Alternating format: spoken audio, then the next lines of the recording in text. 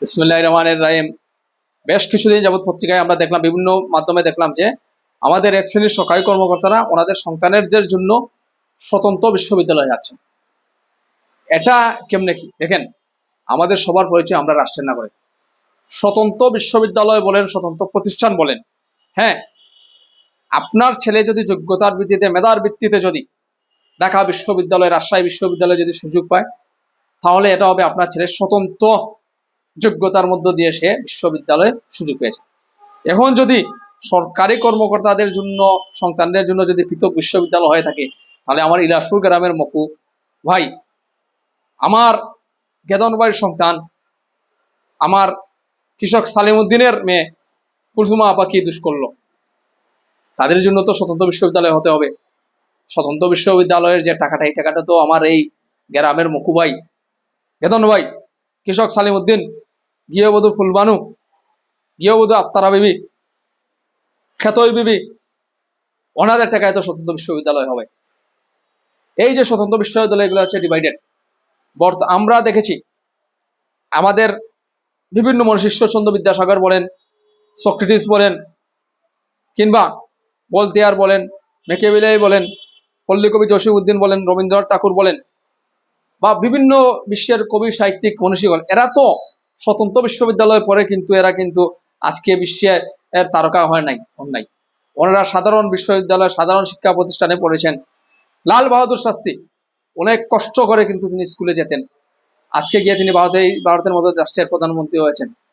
আমরা রাষ্ট্রপতি মনে করি এপিজে আব্দুল কালাম বলেন, বিভিন্ন সময় বিভিন্ন দেশের মনে করেন আব্রাহাম লিঙ্কন, ওরা প্রত্যেকে কিন্তু সাধারণভাবে সাধারণ বিশ্ববিদ্যালয়ে লেখাপড়া করেছেন। ওরা কিন্তু অসাধারণ বিশ্ববিদ্যালয়ে লেখাপড়া করেন নাই, কিংবা স্বতন্ত্র বিশ্ববিদ্যালয়ে লেখাপড়া করেন নাই। সাধারণ প্রতিষ্ঠানে লেখাপড়া করে তিনি অসাধারণ কর্মকাণ্ডের মধ্য দিয়ে স্বতন্ত্র পরিচয় ওনার পরিচিত হয়েছে। কাজেই সরকারি কর্মকর্তা ভাইরা যেটা বলছেন যে আপনার স্বতন্ত্র বিশ্ববিদ্যালয় পরে কি আপনার সন্তান স্বতন্ত্র পরিচয় কি আব্রাহাম লিঙ্কন হতে পারবে? বরং ভালো হবে সাধারণ যে আপনার কৃষক সালেমউদ্দিনের ছেলে যে প্রতিষ্ঠানে পড়ে, সেই প্রতিষ্ঠানে পড়ে যাতে আপনার সন্তান যাতে ভালো হতে পারে। যেমন আপনি যারা বর্তমান সময়ে বাংলাদেশের বিভিন্ন সরকারি প্রতিষ্ঠানের শীর্ষ পর্যায়ে যারা আছেন, আমরা যদি তালাশ করি ওনাদের ব্যক্তিগত জীবনে, ওনারা অনেক কষ্ট করেছেন, একবেলা ভাত খেয়েছেন, একবেলা খান নাই, কিন্তু নিজস্ব মেধার যোগ্যতার ভিত্তিতে সাধারণ 8-10 জন ছেলে মেয়ে যে বিশ্ববিদ্যালয়ে, সেই প্রতিষ্ঠানে পড়ে কিন্তু আজকের নিজ যোগ্যতা কিন্তু আমরা শক্তিশালী চেয়ারে বসেছেন। আপনি যদি অনেক কষ্ট করে, টিউশনি করে, অন্যের বাড়িতে কাজ করে, অন্যের প্রতিষ্ঠানে পার্ট টাইম চাকরি করে যদি আপনি সরকারি শীর্ষ প্রতিষ্ঠানে যদি পদায়ন হতে পারেন, বসতে পারেন, তাহলে আপনার সন্তান কেন সাধারণ বিশ্ববিদ্যালয়ে পড়ে অসাধারণ চেয়ারে বসতে পারবেন না? আপনি যদি আপনার সন্তানকে শুরুতেই ছাত্র জীবনে অসাধারণ বিশ্ববিদ্যালয়, অসাধারণ প্রতিষ্ঠান দাবি করেন, তাহলে আপনার ছেলে ঠিক আছে অসাধারণ প্রতিষ্ঠানে পড়তে পারবে, কিন্তু অসাধারণ প্রতিভা কতটুকু বিকশিত করবে সেটা কিন্তু আমরা সন্দেহ। কাজেই এটা কিন্তু নৈতিক পরিচয় না। কাজেই আমরা আশা করি যে সমস্ত সরকারি কর্মকর্তা ভাইয়েরা আমাদের স্বতন্ত্র বিশ্ববিদ্যালয় দাবি করেছেন, সেটা থেকে সরে আসবেন। আর মনে রাখবেন যে আপনার বেতনটাই কিন্তু ওই কৃষক সালিমউদ্দিন, গৃহবধূ ফুলবানুরাই দিয়ে থাকে। আজকে স্বতন্ত্র প্রতিষ্ঠান যদি আপনার সন্তানের জন্য আপনি দাবি করেন, তাহলে কালকে কৃষক সালিমউদ্দিনের ছেলে, গৃহবধূ ফুলবানুর ছেলে, তাদের জন্য স্বতন্ত্র বিশ্ববিদ্যালয় দরকার। তারা কি করলো?